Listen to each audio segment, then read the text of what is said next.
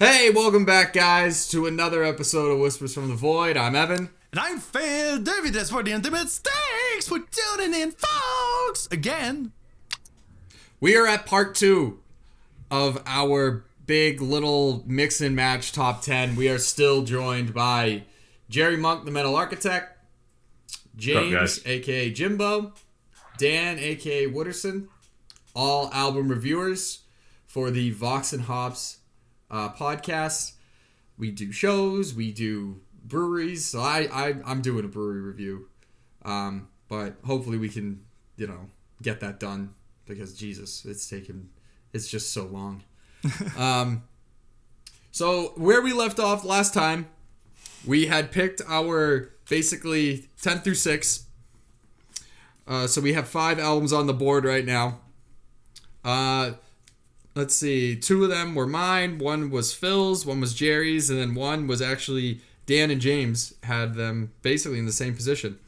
So as it goes right now, we have Panopticon, and Again Into the Light, Fossilization, He Whose Name Was Long Forgotten, Cave of Swimmers, Aurora, Inoculation, Celestial Putridity, and then we have the mother of all fisting albums, Necrotic Gore Beast, Human Difference Galore. So, let's just get right back into the hat, huh? Let's go into hat. Yeah, to shake it up. We're still picking from the Bruins hat, the Bruins Santa Christmas hat. We should get like a half hat. No, what I wanted was my top hat that I ordered on Amazon, but yeah, it didn't come in. It's probably gonna come in today, and I'm gonna be upset. That's what's gonna happen. So, all right, to start this one off, we have Spectral Wound, a Diabolic Thirst. Ooh, Montreal. Yeah. This was a Jerry pick. Yeah, that was my number 3. Yes, sir. I really like that one too. I really like that. Me too. Yeah, I really like it. I liked it. Yeah, I liked it a lot. Didn't make my top 10. I would put it as a, special mention or something. But I think I kept comparing it to the first album, which I just loved. And I think that album had such an impact on me that the new one's awesome. And it's unfair to, say that it doesn't belong in my top 10 because their previous album was better, but decisions have to be made. But it is those first 2 tracks in particular just rule. There's so many good riffs on there. Mm-hmm. Yeah, even for myself, that was one of the ones that was borderline, right? It was just, not that it couldn't have been. It easily could have been in the top 10 and probably even at like a 7 or an 8 or even lower, but it was just... you're under the gun to make your list, and it's like, okay, this is where the cut is. So yeah, it was tough for sure. Yeah, it was a good album though. I love it. Mm-hmm. Mm-hmm. Also, I can't have a list that's entirely black metal. Because I don't only like black James, metal, but you can. Yeah, but yes, you can. Fuck, but there were other great. I had to bump. I was bumping death metal albums that I thought were great, like the new Asphyx album. Is fucking unbelievably good for a band that's as old and fucking, these scene veterans. This is one of the best albums I think they've ever put out. It's awesome. And this is on a run of 3 great albums. And it was in my list. And then November came around and there were some really good albums released in November. So it got bumped. Jerry? I know you like it. You put it as your number 3. Yeah, man, I love it. Like everyone's saying, it's so good. The riffs will just stay with you for days, especially that one on Frigid and Spellbound. And they do so many variations on that riff in the song. And it's just it's like 90s black metal, but more polished, but not overly polished. Mm-hmm. To where it's like, okay, this is just like a joke. Mm-hmm. But where would I put this in our list? Yeah. I would this is say where rubber meets the road. So was it Panopticon and then Fossil? I would say number 3. I'd bump Cave of Swimmers down and put because I went back to that one more than I did Cave of Swimmers. Mm-hmm. But I mean, I love Cave of Swimmers. Dude, even my wife loves Cave of Swimmers. She's like, this is really good. So, I would probably agree. I would agree. Mm-hmm. What do you guys think? Yeah, I agree, personally. Yeah. Yeah, I agree. All right. Cave of Swimmers has been dropped. We now have a new top 3. I gotta say, I feel bad ranking albums that I like, that I've listened to higher than albums that I haven't. Because at the moment, our bottom 3 are like albums I haven't heard, and I'm just like, oh, fuck that album off. This album's better because I heard it. What kind of music journalism is this? This is a farce. But this is what makes it. This is what makes it fun. You know, we have to. You know, we haven't heard all of these to a large extent. Maybe one listens here or there, or passing by or whatever. But these are, you know, it's like butchering. Well, I can't say that. No, that's a little too much.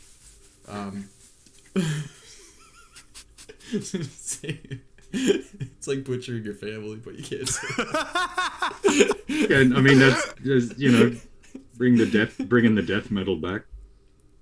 Yeah. Podcast. It's classic, classic Frank Mullen territory, surely. Yeah. Jerry, dude. Uh-oh. Oh, Again, we have Obsession, Rot of Ages. Ooh. Yeah. Huh. That was one of the ones that kind of got in late. It came out last month, and like I said the other night, I don't even think it was on my radar. I don't think until the Transcending Obscurity fan group on Facebook. I think they dropped it a day early with some download codes, so I downloaded it and listened to it prior to its release. But man, it's really good Swedish old school death metal. It just is an ass kicking throughout. It's got that classic buzzsaw sound that I personally love in my death metal. Hey, can you guys stop? I'm trying to do something. Yeah, it's one of those ones that like it could have also been left out of my top 10, but it was so good and so much fresher than some of the other stuff that was in there that it got included. And it could have been lower on the list. I mean, it was number 8 for me, but yeah, it's a great listen. Mm-hmm. What do the rest of you think? I mean, I haven't heard it. It's gonna be a running fucking theme. But I just added it to my Bandcamp list because as soon as Jerry said Swedish death metal, I'm like, I'm in. I'm definitely. There's so much good shit that sounds like it came out in 1991 or something. There's so much new stuff that's coming out with that HM2 buzzsaw sound. Mm-hmm. And there's so much of it, in fact, that you get to be I've become very callous with the way that I listen to things. Like I'll like get something on my Bandcamp and I press play and I'm like, if within the first 30 seconds I don't love the guitar tone, I'm just like, no, next. Yep. There's so much of it. Yeah. This for me, I thought it was I don't know how familiar you are with, I mean, I'm sure you are with the scene, but I thought it was a Rugo Johansson band. Ah, right. One of his just from the tone of the guitar and the vocal styles, like, is this another fucking Ruga album? One of the 50 fucking bands that he's in. I was looking him up yesterday because I was trying to remember what do I know him from, and I think he's just in like Rib Spreader and Paganizer and just Paganizer. Then he has his own self-titled, but that's more of on the Melodist side of the Swedish scene. So yeah, I immediately went to Metal Archives, put in the band, and looked at the lineup. Okay, Ruga's not in this, but it has that his like signature vibe. So, but yeah, and I guess that's another thing that kind of kept it in the back of my mind was like, this sounds like a lot of the Ruga work that I enjoy. So definitely gonna keep listening to this. Mm-hmm. I liked it. I was pleasantly surprised because I really like the cover of this. I love me a nice, Renaissance looking painting cover. that real black metal fucking Cult of Luna style. What was interesting though was that it was just so much more energy than what you originally see. You know, when you're looking at it, because I like to think that a lot of covers and a lot of cover art reflects what the album is going to be about and how you're going to receive that energy from it. And for sure, it's sort of deceiving because you look at it and you're thinking, this is going to be, sort of like real, black metal with like a lot of like love, James's wheelhouse. And then black metal about love. Yeah, exactly. Just black metal with like melody or whatever. But then you fucking listen to it, and you just get slapped in the face, and you're like, oh shit, what the fuck? So I thought it was pretty good. I like it. I like Spectral Wound a lot better. I'll tell you that right now. I like Spectral Wound a lot better. Yeah, I will agree with that. I think for this one, it came out so late in the year, I couldn't fully appreciate it, whereas Spectral Rune, I think, came out in March or April. So, I had a lot of time with that one. So, of course, I kept going back and back, and I bought it. And that's another thing that plays into my list is, did I buy this? Did I instantly go to Bandcamp and say, wish list, or just, fuck it, I'm going to buy the digital album right fucking now? Because that goes a lot into it, because if I enjoy it that much, I know I'm going to come back and buy it, then I know it's going to make my top 10. But yeah, this one, I think if I had spent more time with it, it could have been higher, or it could not have been on my list. But the few times I listened to it, I kept coming back to it. So, and then there's me. I didn't love it. The lamb of God of the list. I listened to it when it first came out, and I was like, I don't need to hear this again. So Oh, nice. Yeah, nice. It did nothing for me at all. It's like for me, I've heard it all before, and I've heard it done better, and I don't need to hear this. So That's the thing. That's the thing with this style is there's, as I was saying, there's so much of it, and you're like, they're specifically old school death metal, so they're trying to just capture a particular aesthetic. But I find that some bands just do it in a way that really click, and maybe that's 5% of them, and those are the ones that I end up buying. And the other ones, you listen and you're like, it's good, but does it hit the sweet spot? Yeah. What do you got, Phil? I'm on the same position than James because I haven't listened to it, but you said Buzz guitar, and I like it already, but I don't think it would be like very high in my opinion. Let's place a safe bet. Let's say like number 6 or 5. I'm willing to say that Do I like it better than Inoculation? Sure. Is it better than Cave of Swimmers? Probably not. Yeah. I don't think it's better than Inoculation. I really don't. Make your case, Dan. Inoculation over Obsession. Yeah, it's a better album. There. All right. Case made.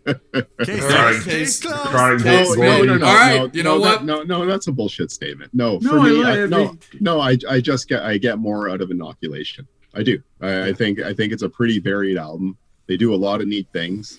At times it kind of gets on my nerves a little bit too, but it's also like there are certain parts where they'll just, I'm listening on the headphones and you're kind of like, holy fuck, it's fucking heavy. Like it's really like it's almost demanding that you listen to it in some spots. So I do, it piques me a little bit, piques my interest a little bit more for sure. So I'm having fun too. I totally don't hate the album. So it's good. No, dude, we're all about having fun here.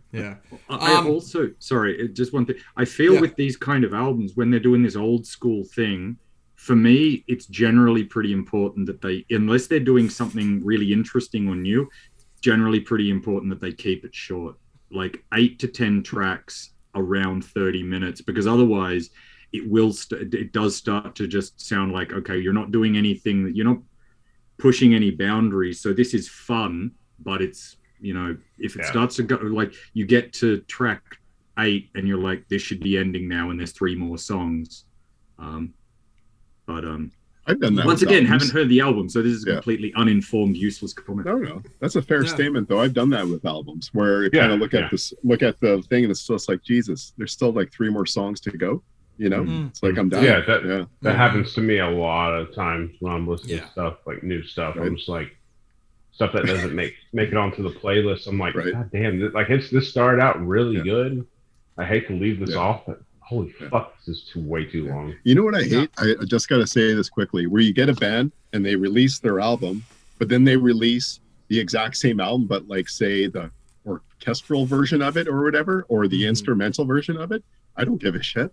I don't want it.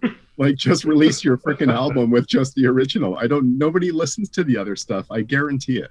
Nobody's putting it on instead of the main album. Just don't do it. And I'm the same way. Yeah, but sometimes just like for the fans, like I'll take Hailstorm for example. Sometimes you're just like making the same album but with dog sounds, and not like real dog sounds, just like cheap MIDI dog sounds. So it's just like the same note and the vocals, but it's with dog sounds, which is pretty, like, it's just like, I just don't care about it, but for fans that loves and like just put Hailstorm as their like godlike bands, like it's interesting to have that. And the last one, it was like an 8-bit version of the last album, so like even the vocals are 8-bit, so it's fun though. But yeah, sometimes just like who cares?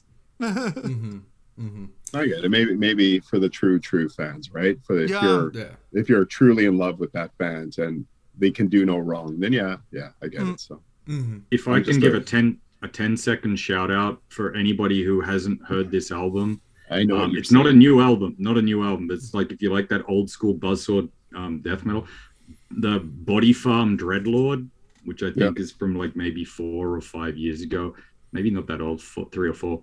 Unbelievable album. Saw them live in Göttingen right before the pandemic hit, and it's just incredible, old school, and recorded right before the lead singer tragically passed away as well. So, but it's a shit hot fucking old school album, really good. I think that I'm gonna ask this question, and I think that will determine its final placement. Necrotic Gore Beast or Obsession? I am leaning towards Necrotic Gore Beast. Same. Yeah, because Necrotic's a little bit more fun. Yeah. Like, I enjoy the listen more than that. I mean, I like Obsession. Don't get me wrong, but like, the Necrotic Gore Beast was like a fun listen. It's like something you put on the background when you're working or doing whatever, and you're just like, God damn, this is fucking killer. But yeah, I completely agree. Awesome. Not because it's my pick, but I love when I listen to music, I love to have fun sometimes, like, and this, I really enjoyed the fun of it. There's something though, like, I don't like songs with too much, like, or albums with too much songs that ends and fade out. That's a little dull moment of the album. Sometimes you have a song, it's the second song, and that finish and fade out. Like, dude, it's like the second song. Why are you doing that? Like, I can understand sometimes just like it's fade out and okay. Sometimes what I love is the fade out of the instruments and the vocals just still going. So that's a pretty cool touch, but this is just like, sometimes it's like too much fade out, songs with fade out. And I'm just like, okay, yeah. But it's still hates fade out. It's not that I hate fade out. I like some fade out, but you need to have a context into it. Like, don't put fade out just to put fade out. Just put a fade out because there's something into it. There's a meaning. It's dumb. Maybe it's a dumb statement, but if I do a song with a fade out, it's because there's like a meaning into it. Well, I think that kind of sums it up. So we have a new last place. Obsession. Sorry, Obsession. Still got lots of love. Still made the list. Yeah, it's still in the top 10 albums of the year. Still in the top 10. All right, here we go. I didn't like that. Okay. Hang on, you're not cheating here, are you? No. I didn't like that one. Pissed that one off. Yeah. Oh, I have no idea who this is. Eastwood? Oh, that's mine. ANTIBIOSE? Oh yeah, that's a good one. That's just full on grind. Like, it's dudes, young guys from Germany and France that recorded a bunch of songs over a span of like 2 years or so, released it pretty much like they were pretty much giving it away for I made a comment about it. I can't remember what page it was on, and the guitar player just reached out to me, and he's just like, oh, here's the download code if you want it. So it was like super nice of him. So yeah, I don't know. I mean, there's definitely a bit of a power violence feel to it. I don't know if you guys are into that genre, that type of stuff at all. Like, so bands like Spaz or Crossed Out, it's just brutal. Like, it's heavy, it's fast, it's really fast. It's Really fast. It's, I don't know. If you're waiting for the next Napalm album, this is one that could fill in the gap for a little while. So yeah, that's all there is to it. Yeah. Anybody else got anything to add to it? Yeah, I think Dan had dropped it in the group chat, so I listened to it and I enjoyed it.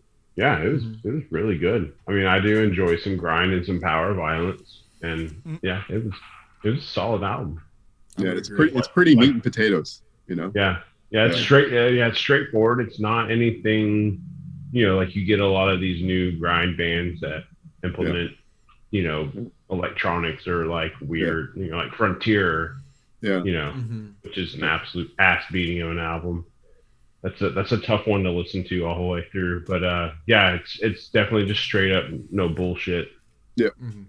Yeah, they even had a contest, eh? It was pretty, to win a test press thing. It was just like the closest guess to the number of snare hits on the album, which was pretty funny. So yeah.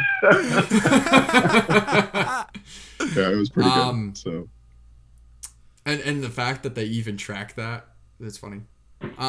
Right? Yeah. I would say this, because obviously we have albums in here that are very complex, something that is very simple. I would say that to kind of judge simple would be, how technically, like on a scale of expert, like how would we put this, like precision wise? Well, yeah, like precision wise, then I would rank it high, because those guys are fucking killer musicians. Like, they really are. Like meat and potatoes, to the point in the sense that your songs are a minute and a half long, right? So there's not going to be a whole ton of variation there. But as far as actual players go, the riffs and the drumming, and even vocally, fuck yeah. Like, these guys are the real deal, man. Like, they're really good. Yeah. They also know how many times the drummer hit the snare. So that alone, right? If you're after technical precision, that's serious. Do Art Spire know that? Who knows? They probably do. Do they? They probably do. They probably do, but maybe don't. No, I don't know. I'm A-okay with ranking it lower. I'm just, definitely, because it's one of those things where, right? Yeah. Yeah. I just look at it as, and again, this kind of goes back into how you would judge and make your top 10, is that you have to take the album for what it is. So the qualities that it presents against on other qualities that other albums present, something like this with grind and slam and stuff, you look at the technicality, the precision, the expertise, the things like that, rather than delve deep into sort of what the album talks about and feeling, like a bunch of these, like Panopticon. You want to look at how musically precise and to a T it is, so that's why I ask. As far I would honestly, I would put this probably ahead of Spectral Wound. That's what I would say. That would put it at number 3. Well, I don't know if I'd go that high. Yeah. Well, then to be honest, I don't think so. Yeah. So then in our middle here, to recap, we have, starting at number 3, it's Spectral Wound Cave of Swimmers Inoculation. And I think it's somewhere in there. I mean, I haven't heard this album. That's going to be my catchphrase for the evening. Yeah. But I'm not a big grind guy, and looking at the track length and stuff, like I like death grind and stuff, like shit, like Misery Index and stuff. And 90s and later era Napalm Death as well, like when Barney joined. I love all that shit. Right. Yeah. But the flat out grind stuff where like songs are 30 seconds long is just not my thing. So I'm guessing I probably wouldn't like this album, but I don't really want to have an opinion. Putting it ahead of Spectral Wound is something that I would be opposed to. Without hearing it. I mean, you loved it, and you're not in favor of going ahead of Spectral Wound. I would say above Inoculation. See, now I'm almost thinking after Inoculation is kind of like where I'm almost thinking, to be honest. Really? Yeah, like it's even though Inoculation wasn't in my top 10, right? It was one of those albums that it was in there. It could have been. So I don't know. Like for me, wherever you have it placed, it would be one of those two, right? Inoculation or Eastwood, I think. So I would say put it behind Inoculation. That would make it. Let's see. Number 6. That would make it number 6. Yeah. I think I had it at 7 or 8 in my own top 10. So yes, you had it at number 8. 8. Okay. So what are we at here? So we have two more picks to go. Ooh. 2 more picks to go on this bright and early, not really, Saturday morning. I dropped one. Please, looking at it. It's already fucking dark here. Put some March fire, please. Put some March fire. You know what's funny is I was making this and I was like, oh, dude, Werewolves, Worm, Archspire, that's going to be like picked like 7 times. Statistically, Archspire is likely to be picked at some point. But... And Worm. Or Werewolves. Or Werewolves, yeah. It's not. ENDSEEKER, Mount Carcass. Oh. I like this one. I like this one a lot. It should have been on my list, but it wasn't. But I did. It was on my mid-year list, I believe. Yeah, I would put it number 6, like I put them on number 6 on my top. Like it's fucking great. I love it, but like there's other like. I think what I will do when I will edit this episode, I will listen to all the top and I will make it one in my mind. But yeah, I think ENDSEEKER number 6 for me. You think number 6? You had it number 7 on your list. Oh, it was number 7. Okay, 7. so we'll put it in number 7 then. I don't know. I know when it first came out, it huge hype. Yeah. Huge hype. Everyone loved it when it first came out. It's a little bit different. Obviously, if you know ENDSEEKER, you know that I guess vocally and musically, it's just it's slightly sort of like very unique in its own way. I really enjoyed it. Would I say that? Honestly, I would put it. I would probably put it ahead of Cave of Swimmers. And that's probably where I would stick it. Okay. Yeah, and so that would end up putting it at number 4. I remember listening to it, but I don't remember what it sounds like.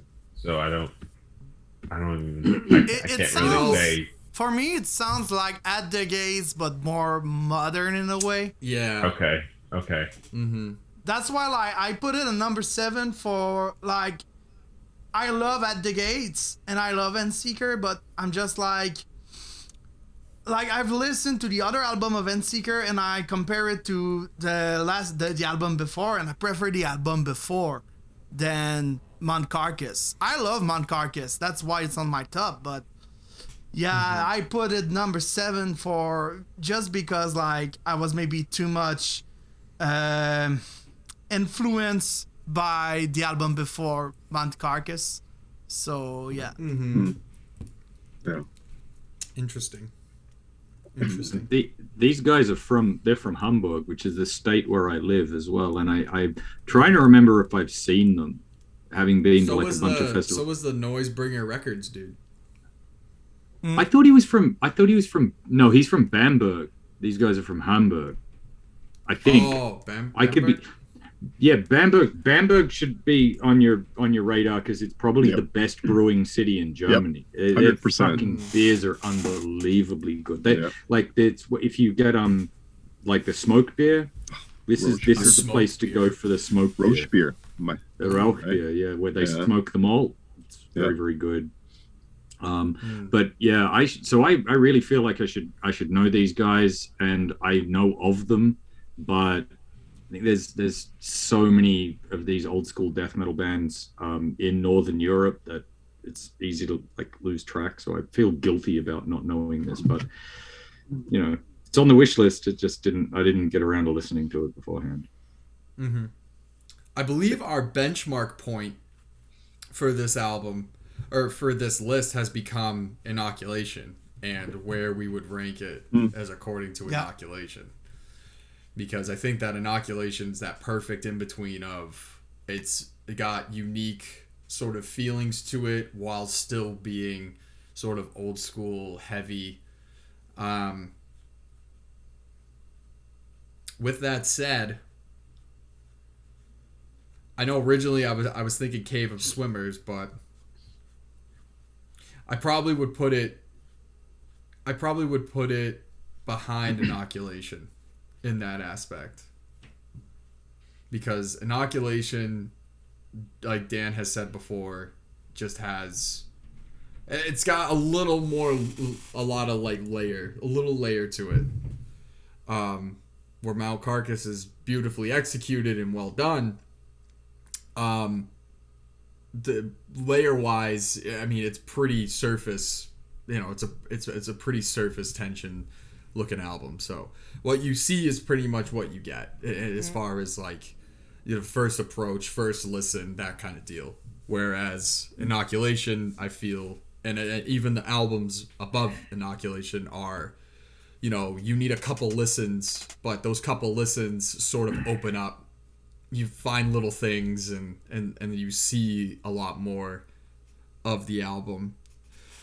So I mean, if everyone's cool with that, I'm gonna put it right in there, number 6. I'm good. All right. Yeah, that's fair. Yeah, like I said, I'll probably go back and listen to it this coming week. Mm-hmm. Yeah. Oh, I'm gonna re-listen. I'm gonna re-listen to a lot of these. I've actually heard all of these, which is funny. Yeah, like I said, I've heard the ENDSEEKER, but it's been, I want to say it was early in the year. Was it not? Oh, dude, I think that was like February. Yeah, that's why I probably haven't listened to it since probably March or April. Mm-hmm. So now we're at. All right, we got one more. So someone just mentioned At the Gates. Didn't they just put out a new album? At the Gates, they put out a new album, I think. Yeah, just a couple has anyone heard months it? ago. Yeah. You just need to listen to Slaughter at the Soul. That's all. Yeah. You don't need to listen to anything else. I think the biggest problem of At the Gates now with the album that are releasing is just like it's so much the same thing in a way. Like go listen to Slaughter. Yeah. Go listen to Slaughter. Like you don't need to like. I like the other album. Like I don't know what is the name of it. But the last album of At the Gates, I really liked it, but it wasn't like memorable. You know what though, and I even find Lindbergh's vocals, right? Like they're not as good. They're not as good. Like they're like he's there's a little bit of a decline. Don't get me wrong. Yeah, I mean you'll get older, things change, whatever. But like, live is good. Yeah. Live is fucking good. That's one of the bands that on albums, except Slaughter of the Soul, like. Yeah. On live it's better, and Blinded by Fear live it's so great. I mean, because I asked because I only heard like a couple of tracks off the last album, and I thought they were good. I thought they had like a lot of aggression, but to be fair, At the Gates specifically said they weren't going to release new albums for years because they said, we're going to play live, but we are Right. never going to make anything better or different Yeah. from the 3 albums we put out in the 90s. We're never going to top Slaughter of the Soul. It's the best. Wow. It's like our absolute peak It is. as musicians. And then they were touring again, and they decided to put out some new material, and the response is, yeah, the new stuff's good, not as good as Slaughter of the Soul. Right. But So I guess they were right. Yeah. In a way. I mean, like, it would be interesting, right? Because that's Emperor in a way, right? Like, they still play, haven't recorded anything for how long? And I'd almost be scared if they did, right? Like, I would be like, dude, I as much as I'd want a new album, I don't know if I do really deep down want a new album. I don't know. So I read an interview with Isan about this, and he was talking about it, and he's kind of a blunt, he's kind of very Scandinavian point of view. Like, he's just very straightforward. And I think he basically said that the last 2 Emperor albums, I think he basically composed. And after Emperor broke up and he did his solo project, he was composing all of that. And so he basically said, look, if we were going to start putting out new Emperor albums, they would just be my solo project with other musicians. So there's not really a lot of point. But people want to hear Anthems to the Welkin at Dusk. Of course. They want to hear Into the Nightside Eclipse. Right. I'm not a big fan of the last 2 Emperor albums where they went more prog. Right. But those first 2 are like 2 of the best black metal albums ever recorded. So Yeah, I agree with Emperor, but the last 2 albums, I think I like the production better. But yeah, in terms of black metal, the first 2 are just like masterpiece. And I love more Anthems to the Welkin at Dusk for the little avant-garde things around here and there. I just love it. Yeah. I always feel like I'm soaring when I listen to Emperor. They're incredible. I like Into the Nightside Eclipse, I think, because that was the first. Well, no, it wasn't the first Emperor album I bought, I think, but I listened to Inoa Satana, was like the first Emperor track I ever heard. And I also like it because it has like goblins on the cover. I'm a big goblin fan. Anything with goblins. I'm the goblin guy. Right. Yeah, I know we're sidetracking, but I could talk about Emperor. Sorry. Like, no, me too. Like the Reverence EP, that album cover. I don't know. That album cover. That I had that shirt for a while. I have no idea what the hell happened to it, but that was the best shirt in the world. It was like the greatest thing. It's like a dude in the snow committing suicide or something. It was insane. Insane. Yeah. So yeah. Anyways, all right. And then Mayhem one up them by having an actual suicide. Yeah, right. Yeah, of course. The true all right, Mayhem. Guys. All right. Our final pick from the hat is one. It's a multi. It's one of the multi ones. Finally, we finally got one of those. It's Worm for Everglade. Look at this. There we go. Yeah. I thought you were going to say Archfire. Now I'm sad. The hat has spoken. I So know. number 10 Has spoken. What can I say about this record? So for me, it was number 3 on my list. For Jerry, it was number one. Yeah. Dude, what a crushing, just fucking incredible album this thing was. It came a little late, but nonetheless, it's still. It's gonna be like one of the best releases all year. You know, as far as Death Doom and all that goes. I really didn't find a lot of flaw within it, and as far as like comparison, it was very difficult because I actually had it as my number 1 for a little bit. But then I was back and forth. I heard Dreams Unending, and I was like, oh, well, there we go. That's it. But Worm was a pleasant surprise. And I mean, they're still a younger, as far as like musically, still younger bands. Last year they had their release. I can't remember the name of the fucking title. But they fucking killed that one too. So just the progression moving forward, they're probably going to be like a benchmark within the genre. Like next album, I can imagine, the way that they're going and everything like that. 100% agree. Yeah, they're fucking fantastic. Jerry, Yeah, it was my number one because it's like you were saying, it's like there's no flaws in it. It's everything you want in Death Doom, but it also has some like traditional death metal with some like Morbid Angel callbacks. It's got the like black metal style vocals, more shrieky than like guttural, which was a really nice flair because they're originally a black metal band. That's what they started off as, and then he started that last album. They started implementing more death doom into it. And for me, this album, I could see it as an album, not like the album of the decade, but a album that makes a top 25, a top 50 album of the decade list because it's just that damn good. It is going to be a benchmark. I mean, there was some really good death doom that came out this year. Mortiferum, great one. But yeah, this one for me, no doubt, was number one once I listened to it. I mean, Dune was my number one, pretty much wire to wire, and it was me listening to those two albums for like half a day, going just back and forth, and finally I said, no, this Worm it's flawless. He really fucking nailed this album. So that's, yeah. James, is this an album you've heard? It is. Oh, Hey! It's the thing is, like, it was around the time that I was trying to put the top 10 together that Jerry put me onto this, and I was listening to it, but also trying to listen to a bunch of other stuff. And I have a rule where I only put stuff in my top 10 if they're albums that I actually bought as well, because I feel that those are albums where I've committed to them enough and I've listened to them enough. I would say with the Worm album, it's a really cool album, but I can't say that I've listened to it enough to separate it out from a bunch of other really good Death Doom albums. So I'm not disagreeing with anything that anyone's saying, but so the new Burial album is very good. The new album from Ophis, if anyone doesn't know them, they're from Germany, is super good. That's a great album.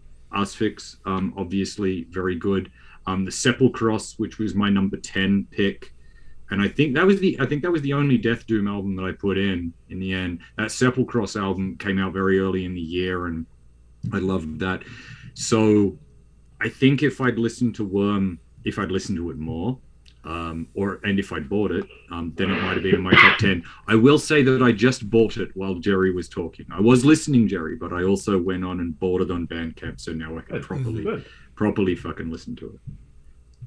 Dan? Yeah, no, I think it's a great album. I really do. Again, just, I had trouble doing this top 10. I really did.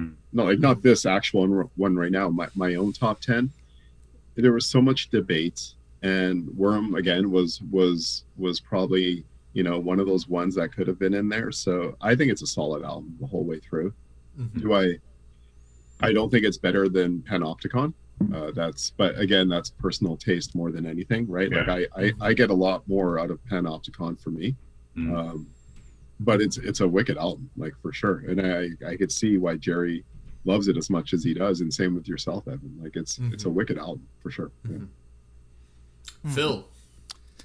The problem is I've listened to one song. That's my... Which song did you listen to? I think the first one, and that's one of the problem is because I'm not the biggest Death Doom fan. I love some of them, but it's not the genre that I will listen to it like every fucking time. I'm more prog or death metal, tech death, but it was a good listen, but I just didn't enjoy it as other albums that I've listened on my top. Just I will put it number 4 just for the sake of it, but yeah. I understand that if I receive death threats, I will understand why. No, the guy is really cool. I was watching a couple of weeks ago, Ken's Death Metal Crypt had him and the guy from Mark Riddick and the guy from another band. Ooh. And I think the band was called Rotted. They're from Indianapolis. and two of the guys, because they were doing like a top 10 release, and the guy from, I think Mark Riddick had it as his number one. The guy from Rotted had it as his number two albums. And then Ken, he threw a curveball and did his top 10 was all re-releases. Like all the shit from like 1980s and 1990s that got re-released on vinyl and tape this year. But yeah, the guy from Worm was on there, and he's a super nice guy. So I don't think he'll like come knocking on your door. That'd be crazy. Phil becomes another album cover. What I will say about this is like Dan, I am biased because Doom as a genre is my top genre. You know, I proclaim myself as death metal, and then I also listen to a lot of hardcore. But as far as like my pyramid, Doom sits at the top, and I love Doom music for the sense of presence and the sense that it invokes more feeling than any other genre, I feel. Because what it does is it's music that makes you anticipate, and it makes you sort of sit in it.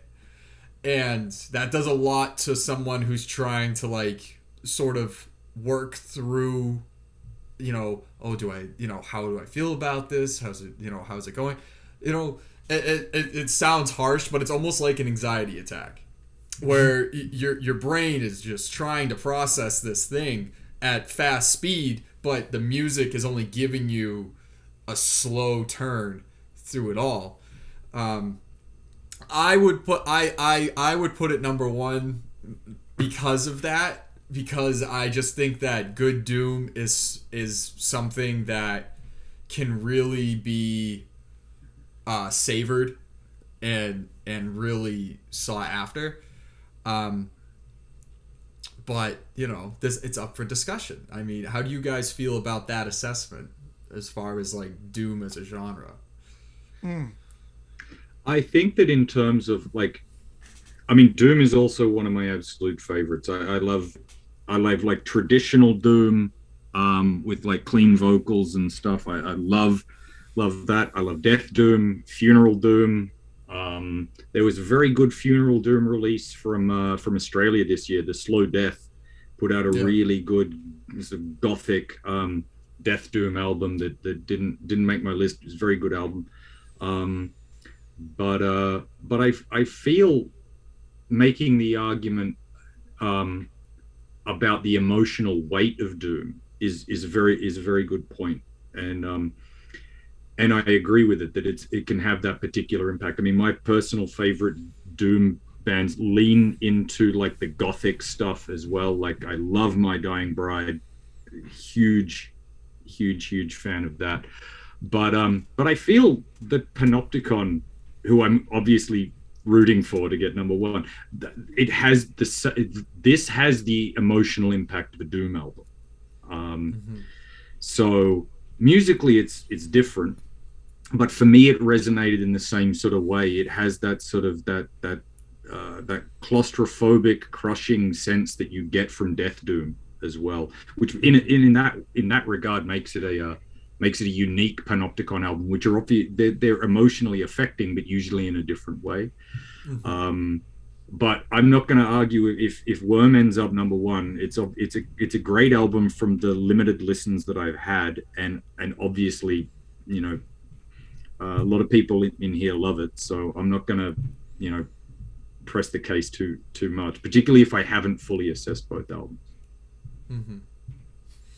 I think that the way we should decide this is, Phil, you kind of seem the odd man out in the bunch. Panopticon, Worm, both are fantastic albums. I really think that, you know, as we've sort of discussed, they sort of have to go against each other because of where they are in our hierarchies. What would you think? You know what do you think? What I will do, because what I did with Panopticon, I listened to one part of one song and a few parts, and for me, it goes number one. But what I will do, I would just listen to Worm like a little bit and just say my top with that. Well, Listen you to do the second song. Yeah, play the second. While you do that, no coaching. No Yeah, coaching. don't interfere, no. motherfucker. Because I mean, they call the first song an intro, even though it's 5 minutes long. But like the second song, and well, that's the classic, second dude. song, yeah, because like the second song and the like last song is like for me the highlight of the album is the second and the last song. But I mean, the whole album itself is great, but because they throw like these solos in there. How do you how do you write it? Worm. WORM. Oh, Just like a worm. Yeah. Okay. So while Phil does that, I say we discuss a little bit. Talk about this year musically as opposed to last year. So we really have only been together doing this for this year. But last year, I thought, with the pandemic and everything going on, was just a fantastic turnout for music because people had all this time and everything. But now we're a year into it where people still had, maybe recorded a lot of stuff during that probably bled over to this year. Hence why we got all these amazing albums. I personally thought that this year was way better than last year. Just for the whole circumstance of probably that, where people just had more time and more things to adjust once everybody kind of got used to Zoom and all that other shit. How would you guys feel about this year as opposed to last year, with just the quality, maybe the amount of albums that came out, all that as far as the genres are concerned? Well, I mean, if I can start, so I would say, so the thing is that like last year, a number of my favorite bands put out albums, and this year as well. But like, so my top albums from last year, because I just looked up a list that I'd compiled last year, even though I wasn't doing podcasts about it, so I'm moving up in the world. This is great. But like Enslaved and Anal Nathrak and Temple of Void put out like sensational albums. But I kind of agree, and maybe it's that I was paying more attention this year, and because I was doing the reviews with Vox and Hops, it made me actively listen to more new music. I feel that last year was pretty strong, but I did feel that this year was better for me, and it was music that. It was more of the kind of music that I felt like listening to this year as well, which was just depressing shit. That's what I wanted to listen to, or not necessarily depressing, but atmospheric. I listened to a lot of atmospheric stuff, and there was a lot of stuff put out this year that had a really good atmosphere. So I feel like they were both good years, but this year for me was a bit better. Yeah, I agree. Oh, either one. Yeah, I agree with that.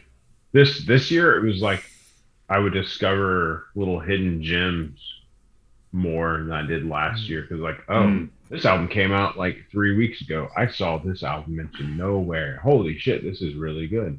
So yeah, I mean there was some really, really good stuff last year, and it goes to the argument of quantity versus quality, but there was a lot of quality stuff because, like you were saying, a lot of this stuff was recorded probably mid to late last year through early this year, and it's fantastic. I mean, so I would say this year for sure over last. I don't know. I mean, for myself, I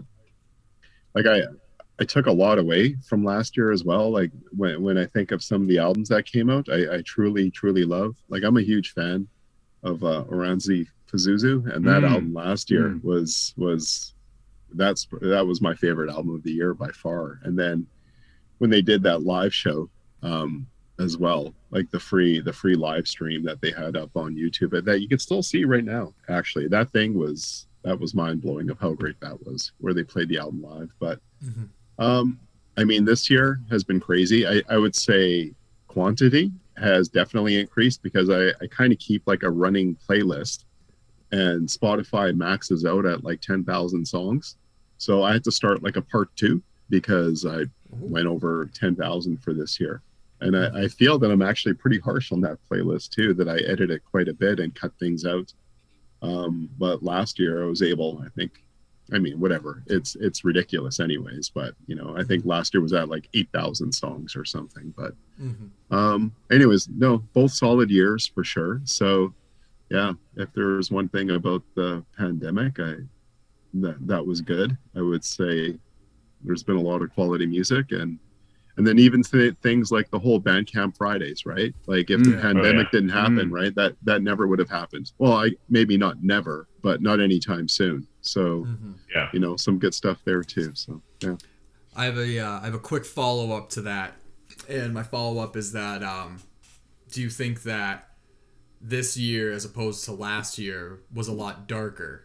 So we got more albums on the darker side of the genre, as opposed to where I personally feel that things last year were way more faster, more upbeat. It was a lot of the same stuff. Like I had Expander, I had Terminal Nation, I had just like all sorts of faster sort of hardcore crossovers, and a lot more of like the cyberpunky things, and it was just a lot quicker. Whereas this year to me felt almost like a lag. Like there was just a lot of albums that had a lot of meaningful things behind them, but were slower, a softer pace. I mean, obviously, look at our the 2 that we're trying to decide right now.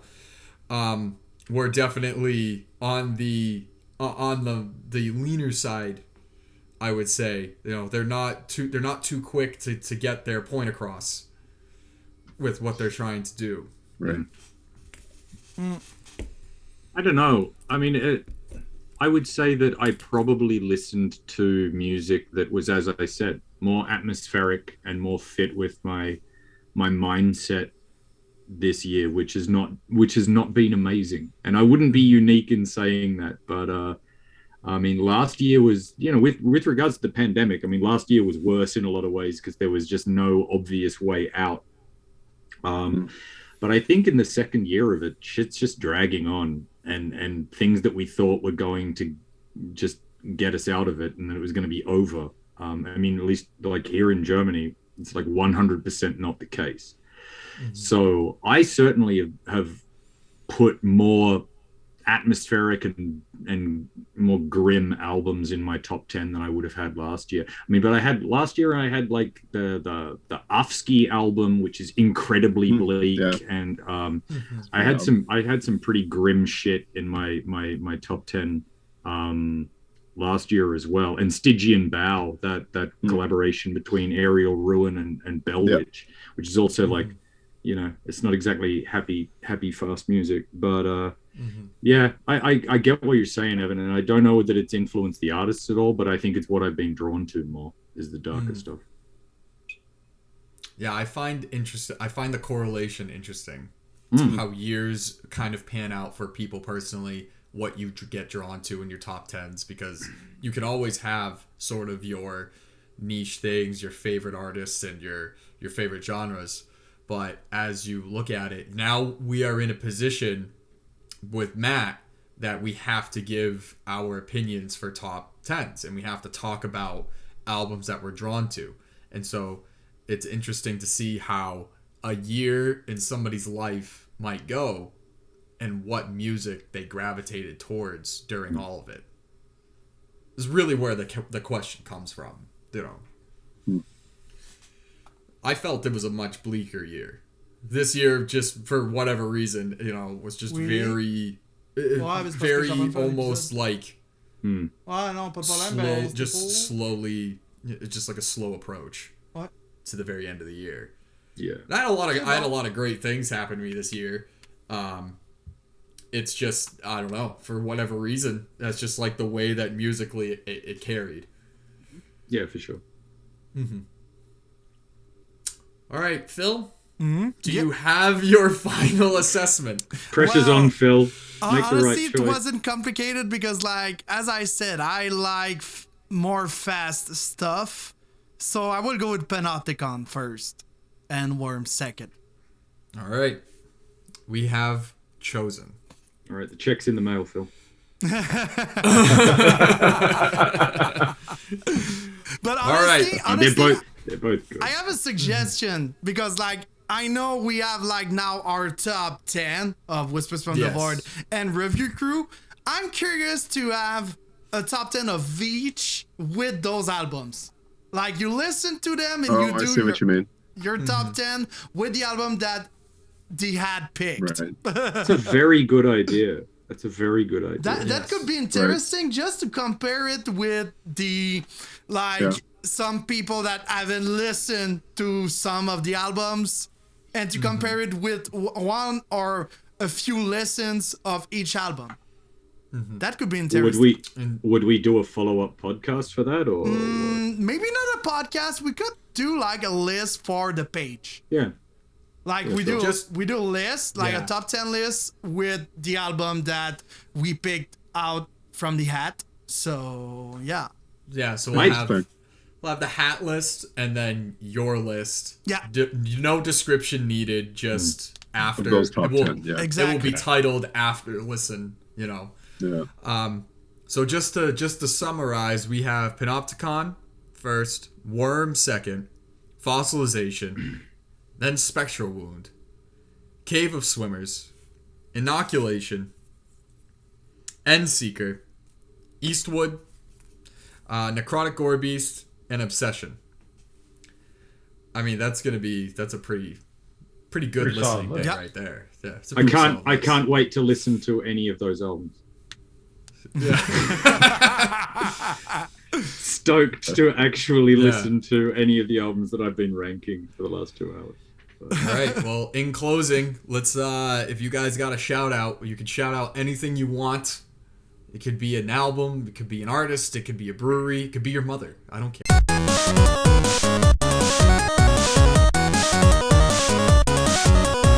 Well, I have one. They released that yesterday, which is Friday. Wait a minute. Friday, it's December 3rd. It's my ex-band because I was in a band and they released the first, not EP, the first single. So it's called Photograph. It's like metalcore, so maybe some of you will be like, I'm not sure of it. But yeah, I was in that band. They released something. I have to give a shout out to them. So yeah, Photograph from Quebec City. So yeah.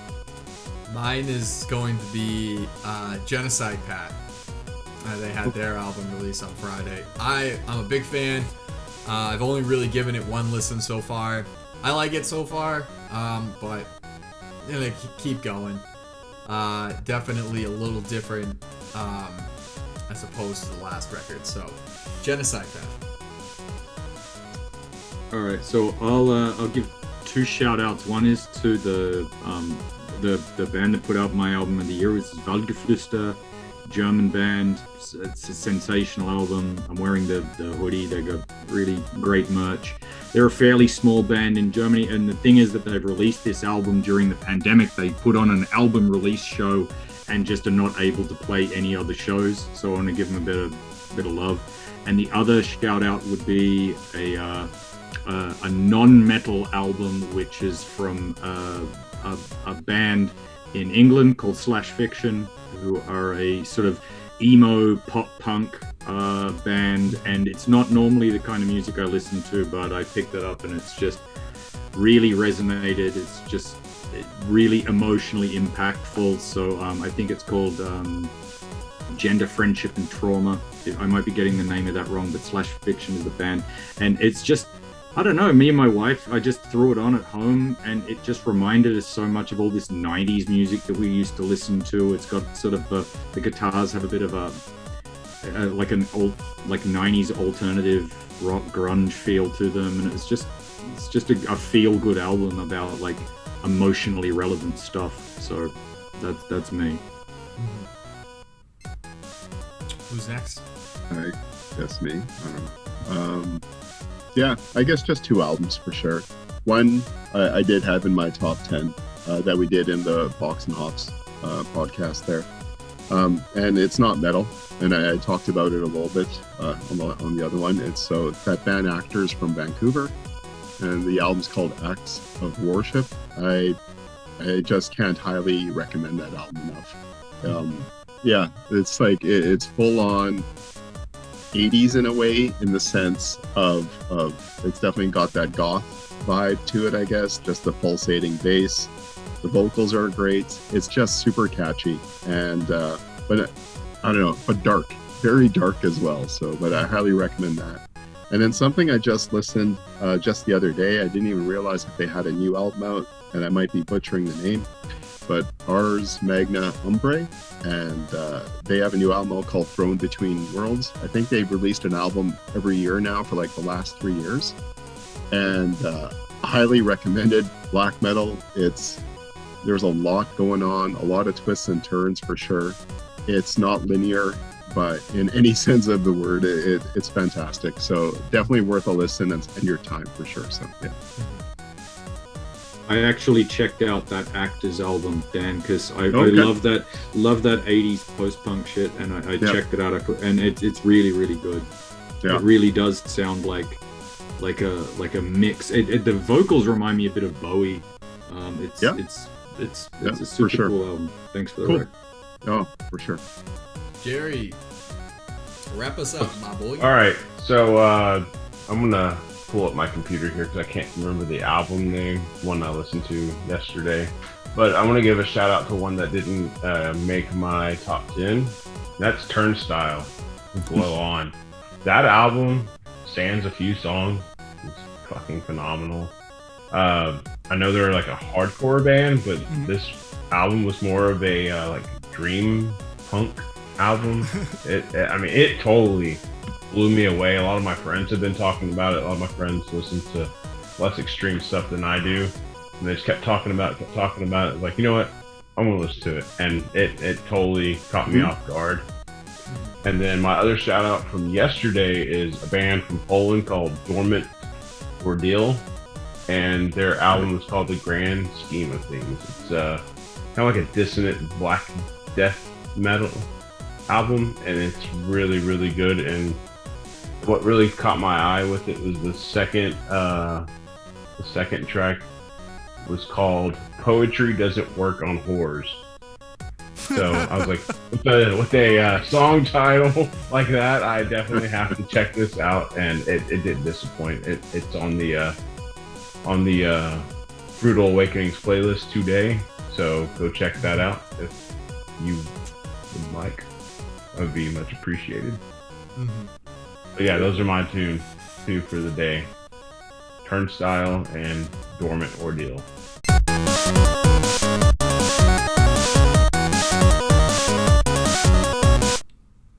I love it. All right, guys. I want to thank you for taking time out of your very busy days to come and hang out with us to do this episode, this two-parter. It's been fantastic. It's been a pleasure working with you guys this year. I'm excited for next year. For those of you that still don't know who we are, follow Vox&Hops on all socials. We are the album review crew. We review all sorts of things.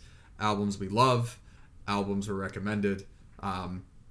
And like I said, it's been a fantastic year. It's a new chapter in our lives that we all get to walk together.